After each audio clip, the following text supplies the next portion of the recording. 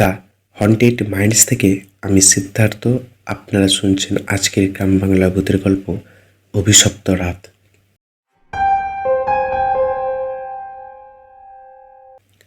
রাত তখন প্রায় 9টা।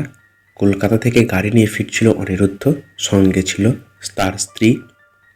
হঠাৎ তীব্র বজ্রপাতে আকাশ কালো হয়ে গেল। রাস্তায় গাছ পড়ে গাড়ি থেমে গেল। একজন বৃদ্ধ এগিয়ে এলেন, বললেন, বাবু, এই পথে যাবেন না, সামনে আছে চণ্ডীপুরের পুরনো ডাকবাংলো। কিন্তু ঝড়ের রাতে অন্য কোনো রাস্তা ছিল না। ওরা বাধ্য হয়ে ডাকবাংলোতেই উঠল। ভেতরে কেউ নেই, শুধু এক প্রাচীন টেবিলে রাখা ছিল ফাটা রেজিস্টার।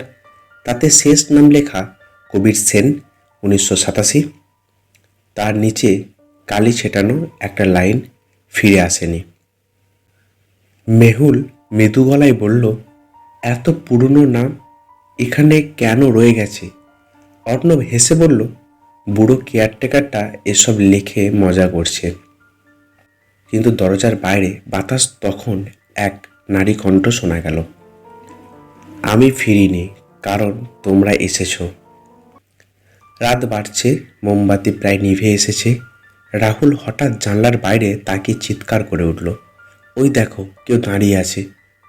অর্ণব ছুটে গেল জানলার দিকে, কিন্তু বাইরে শুধু ঝড় আর অন্ধকার।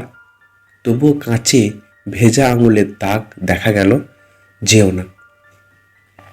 পরের দিন সকালে এক বৃদ্ধ এলেন, বললেন, আপনারা কাল রাতে এখানে ছিলেন? অর্ণব হ্যাঁ বলতেই বৃদ্ধের মুখ শুকিয়ে গেল। এই বাংলোর কেয়ারটেকার কবির সেন, যার নাম বইয়ে দেখেছেন, উনি মারা গেছেন 1987-তেই। তারপর থেকে কেউ এখানে রাত কাটাতে পারেনি।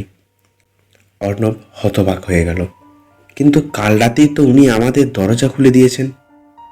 গ্রামবাসীরা জানালো, আজ পূর্ণিমা, এই রাতেই নাকি কবির আত্মা প্রতিশোধ নিতে আসে। অর্ণব আর মেহুল সিদ্ধান্ত নিল আজই তারা চলে যাবে। কিন্তু বিকালের পর থেকেই গাড়ি স্টার্ট নিচ্ছিল না।